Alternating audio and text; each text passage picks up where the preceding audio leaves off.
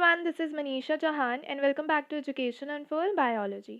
आज का जो हमारा क्वेश्चन है वो भी जेनेटिक्स का ही एक क्वेश्चन है। तो क्वेश्चन देखते हैं क्या कह रहा है। वो कह रहा है कि haemophilia is a sex linked recessive trait in humans if a father and a son are both haemophiliacs, यानी कि वो दोनों अफेक्टेड हैं, but the mother is normal, her genotype must be. तो ये जो क्वेश्चन है ये एक सेक्स लिंक्ड रिसेसिव ट्रेट से रिलेटेड है।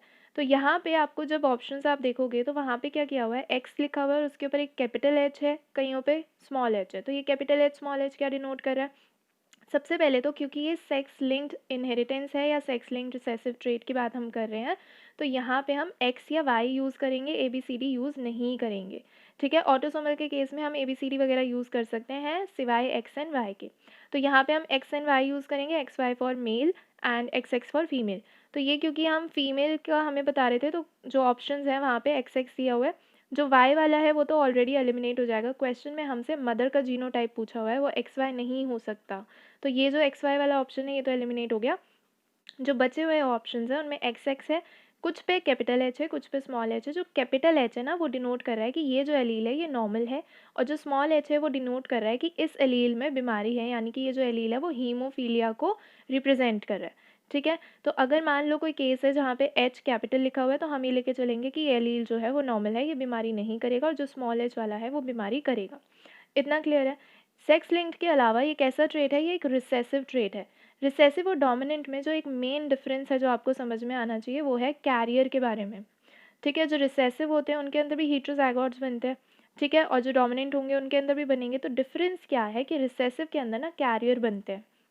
देखो, कोई भी डिजीज़ हो रही है उसके अंदर 3 पॉसिबिलिटीज़ हो सकती हैं। या तो मतलब दोनों जो एलील हैं वो नॉर्मल होंगे, या तो वो दोनों एलील जो हैं वो डिजीज़ वाले एलील होंगे। ठीक है, या फिर वो क्या होगा, एक हेटेरोजाइगोट होगा जहाँ पे एक नॉर्मल एलील और एक डिजीज़ वाला एलील प्रेजेंट होगा। ये 3 जो हमारे ऑप्शंस हैं ये बन जाते हैं अल्टीमेटली, चाहे फिर वो डोमिनेंट हो चाहे फिर वो रिसेसिव हो।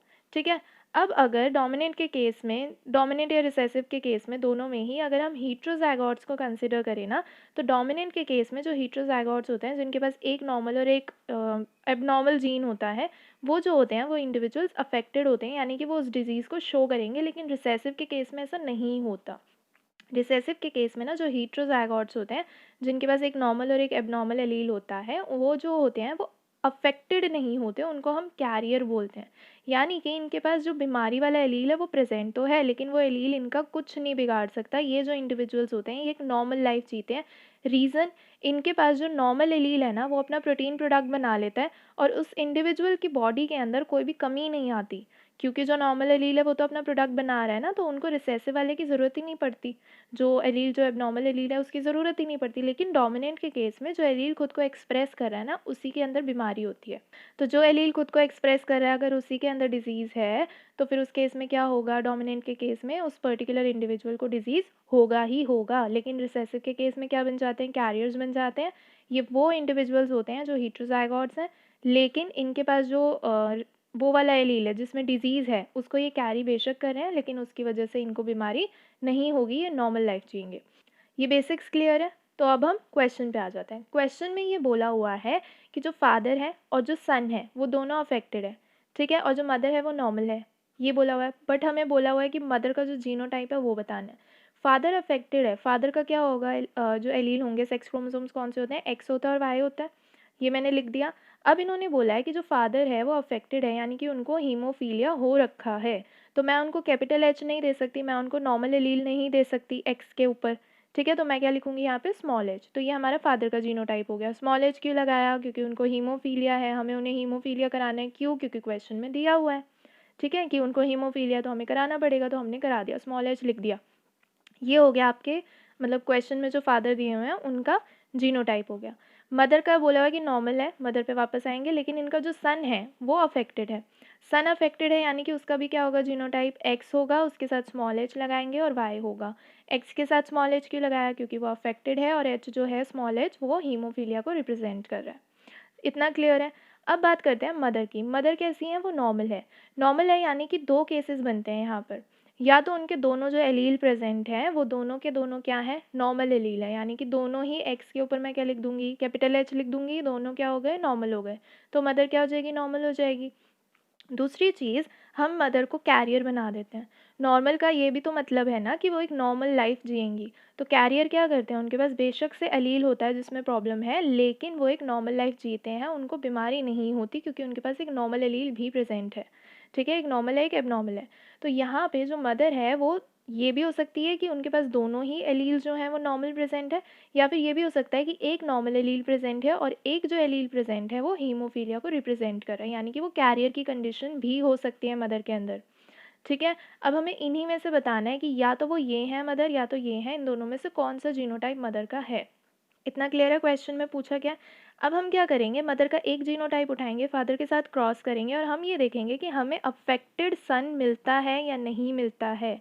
अगर नहीं मिलता है तो जिस जीनोटाइप को हमने मदर का उठाया था वो मदर का जीनोटाइप है ही नहीं, क्योंकि हमें सन कैसा चाहिए, हमें अफेक्टेड सन चाहिए। क्वेश्चन में साफ बोला हुआ है कि जो सन है वो हीमोफीलियाक है, यानी कि उसको हीमोफीलिया हो रखा है। ठीक है, तो अब हम पहला केस ले लेते हैं जहाँ पे जो दोनों एलील है मदर के वो नॉर्मल है।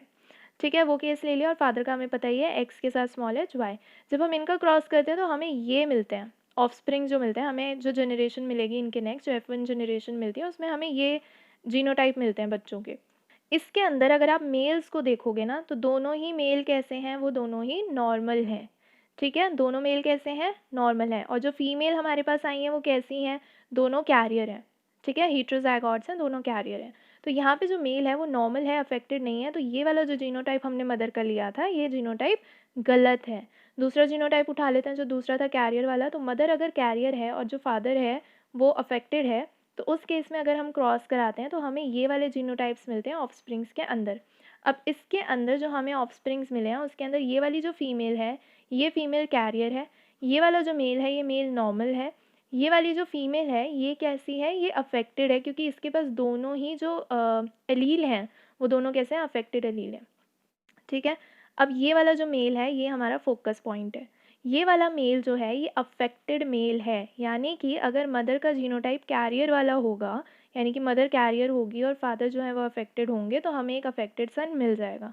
ठीक है, तो अगर हम मदर को कैरियर ले लेते हैं तो हमें अफेक्टेड सन मिल रहा है, यानी कि मदर का जीनोटाइप क्या होगा, हेट्रोजाइगस होगा, यानी कि एक्स के साथ एक कैपिटल एच यानी नॉर्मल एलील और एक्स के साथ एक स्मॉल एच।